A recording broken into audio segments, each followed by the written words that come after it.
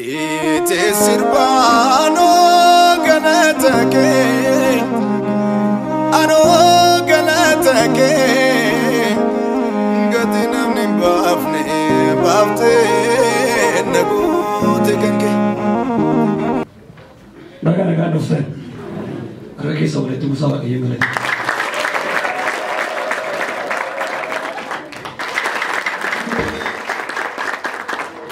Anumma ajjeesa jaalalaaf jiraattee kolfaaf gammachuudhaan jireenya jiraatta.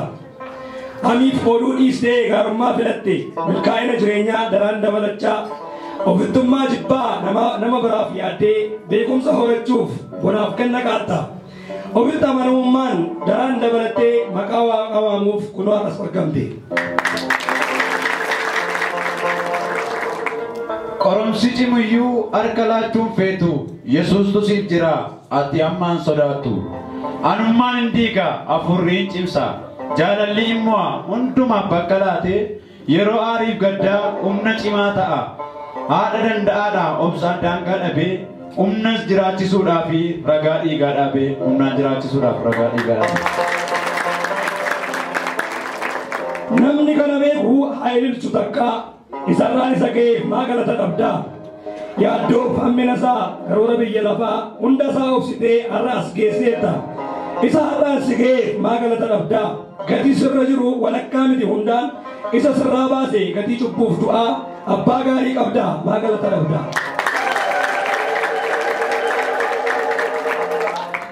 Jennee osoo hin fixinii waan ta'e yaadannee beekaa laata dhaloonni waa'ee fayyuu isaatii maaliif akkas ga'e akkamitti akka dhufe gaaffii gaafatamuuf deebii qabaa laata waa'ee jiraachuusaaf ragaa waammataa laata waa'ee guyyaa irraa maal fa'aa dubbataa laata.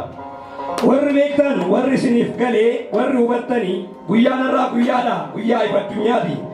Mallattoo cufamaa hiika dhabee turetu guyyaaf yeroo eegee hiikatti argata. Maturree walaloo keenyaa hiika argateera.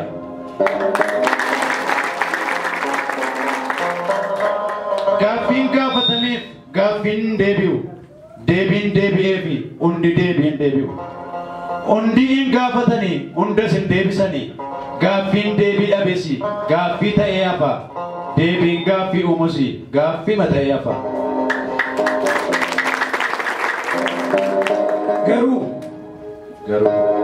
gaaffiin gaaffii ta'ee nafne deebiin deebii ta'ee gaaffii namatti hin uumne gaaffii biyya lafaa deebii dhabeetti dhiise sammuu yaaduu dhiisee miillaan wayyaa laata miilli koo yoo deemoo harkaan yaaduu laata.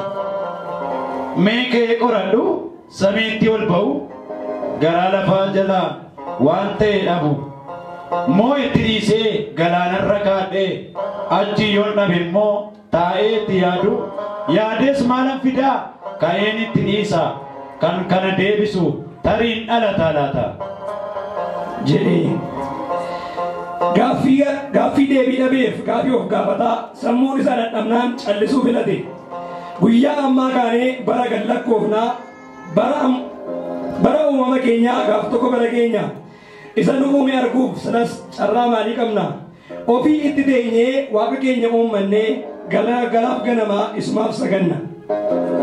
Jedhee biyyi lafaa saba isaa qabatee osoo taa'ee wareegamu osoo maraafamu dhaala isaa fi ergaa du'aa dhaama bara keessa jiruu fi yeroo gaddaa abaaree dhaala isarraa dhalatuuf dhaala du'aa labsaa fayyinni hin jiru takkaa cubbuun duune waaqni uumaan keenyas takkaa nu abaare osoo nu jaallate maaliif nu jalaa callisaree. Afaan duwwaa hafuuf raajummaa dubbate bara meeqa eegnus fayyisaan dhabame gaaffiin kana caalu silaa maaltu jira fayyina kan caale deebii maaltus jira cubbuun karaa addaa du'a nutti fidee eenyuun nurraa ka'an gaaffiin bala fidee osoo nyaatu huqqachaa osoo dhuguu dheebochaa.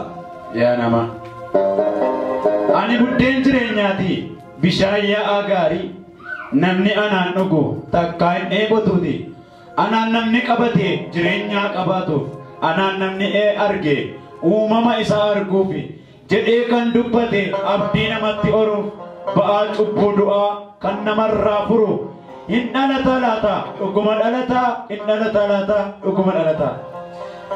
jedhee of gaafachaa baroota lakkaa'ee fala isaa dadhabnaan bara gad lakkaa'e isaa abdii kutee taa'ee quba nyaatu ergaa inni durii inni raajiin himame ilaa akkas jedha dhaga'ame hundi.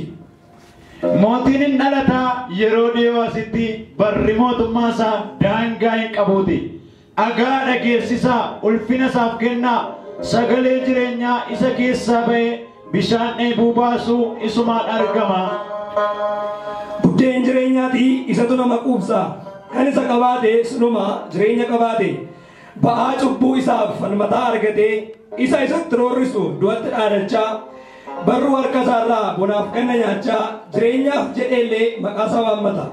Eeyyee hin dhalataa jedheen raajame labsiin dhalachuu isaa dhugaan kan himame garuu as hin ba'u maaliif hin dhalatu fayyisaan biyya lafaa eeyyee hin dhalata kan inni dhalatus biyya Beetlehem keessaa kutaa biyya xiqqoo mandaraa gadi warri bara sanaa baay'ee tuffatanii.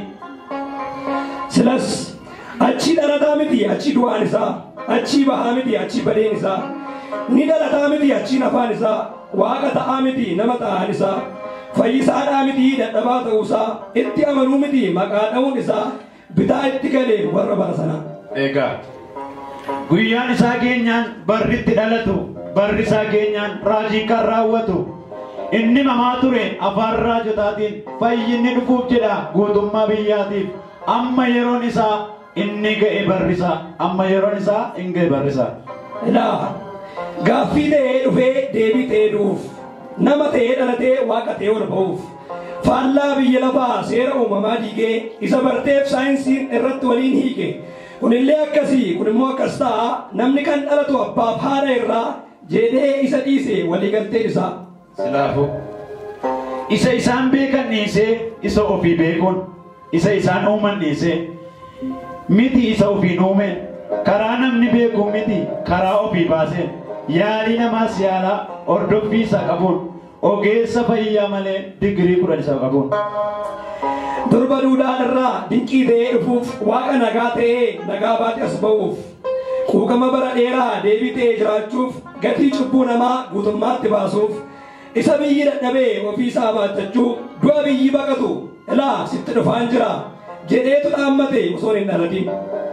Egaa akka mootii ta'u mootiin nagaa Yesuus akka fayyisaa ta'es raajiin kan dubbate gatii cubbuu keessanii ani isiniifan baadha du'a isinitti dhufe ani isinirraan fuudha humni faangoon du'aa anaan hin qaqqabu ifa guddaatu jira gaafan hin dhaladhe jedhee itti himee Yohaannisiin erge. Hin hafne ni dhalate guyyaa isaa eeggatee biyya lafaa fayyisuuf nama ta'ee mul'ate maqaa itti laachuuf maqaa namaa fudhatee waaqummaa isaa himuuf ba'aa baay'ee baate isa seerri didee ati cubbamaadha gatiin cubbuu keetii baay'ee ol ka'aadha waan hin baastuun qabdu garboomii jiraadhu aangoon koo guddaadha anaaf bitamiif kan si furu hin jiru mootiin anaan olii. Jedhee isa cubbuun biyya raasaa ture isa duuti aangoo isaan biyya fixaa ture halkan tokko garuu dhalachuu isaa baree akka inni dhalateen ajjeesisuu yaade seera isa baafateen sammuu namaa qabatee mootii biyya bulchutti yaaddoo guddaa naqee akka inni ajjeesuuf yaada isaa cinqee. Mootiinis aangoo isaaf shakkee sodaan mataa guute afaan beekuu hundaan dhaamsa du'aa labsee malaaf fala beekuun isa argachuuf yaade maatiif hojjettoota isaa hundaa erga oodee urjii lakkooftataan dhaamsa cimaa dhaame. Dhaqaamee ilaalaa bakka inni jiru akka inni dhalates lubbuudhumaan jiru isa ta'uu beeknaan maaloo natti hima anis ga'ee kiyyaan isaaf nan qoomma'a baga dhalatee isaaf warqeef meetii geesse ixaanaaf urgooftu waanan qabu fudhee isaaf nan sagadaa kun mootiidha jedhee. Ammeenya garaasaa jechaan itti kuulee arjummaa fakkeessee summii keessa awwaalee isa ajjeesisuuf waan hundumaa yaale yaalus hamma fedhee yaalii karaatti hafeen urjii lakkooftunis yaada jijjiiranii innoo dhugumayyuu mootiidha jedhanii. Ta'us hin milkaa'u dirqama dhalata aangoo waaqummaa isaaf abbaatu isaaf dubbata akka ta'uu qabu abbaan isaa beekaaf bakka namni iyyaannetti dallaa horii keessa, iddoo namni hin eegnetti bakkee qorraa keessa. Kan isa ergatu uumaasaa lafa aangoo qabu amma yeroon ga'utti bakka dhoksu qaba. Sammuu namaa keessa beekumsa addunyaan yaaliin geggeeffamee dhoksaan kan hin beekne ofiisaa gaa'ee qaba. Garuu hin dandeenye yeroof dhaqqata malee dhalachuu hin hafne qorumsa qabaaf malee ogummaa warra ogeessotaa lafatti dabaluuf gatii beekumsa namaa gowwummaan jijjiiruuf gatii malee dhufee gatii jalaa baasa warra gadadamoo baraaf barii dhaban warri namni tuffatee maqaa namaa dhaban inni furee laatu inni abbaa nagaa inni abbaa haqaa. Ni dhalateem inni akkuma raajame kunoo dhagaa dhaggeeffadhaa ba'aaf lixa irra kaabaaf kaaba irra fayyisaan dhalatee fayyina baattatee humna du'aa diiguun aangoo isaa fudhatee. Gammadaa ililchaa fayyinni dhufeera gammadaa ililchaa duutumna dhabeera gammadaa faarfadhaa cubbuun aangoorraa dhabeera furtuun balbala jireenyaa harkaa fuudhameera. Carraan nu qaqqabee nus lubat baaneerra ilma Waaqayyoo Yesus nu fayyifateera.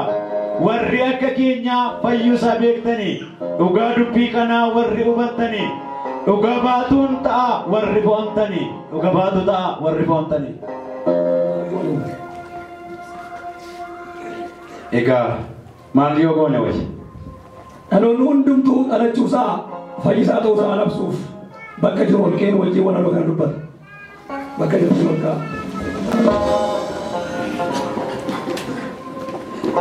Labsii dhalachuusaa uumama haa dhaga'u cubbuun kan ajjeesee dura jalaa yaa'u fureen ilma namaa isa duwwaa haa ta'uuf labsaa dhageessisaa biyyi haa dhaga'u. Labsaa dhageessisaa biyyi haa dhaga'u. Dukkanaa'ee kan ture duraan biyyi lafa dhalachuu Yesuusii kunoo harkee ifa gammadaa maantota Yesuusin dhaalatee dhiphachaa kan turte hedduu wayyee. Dhufee seexanni dachaa keessatti hafee balbala harki eenyu cufnee gooftaa keenya baanee nuuf kennee.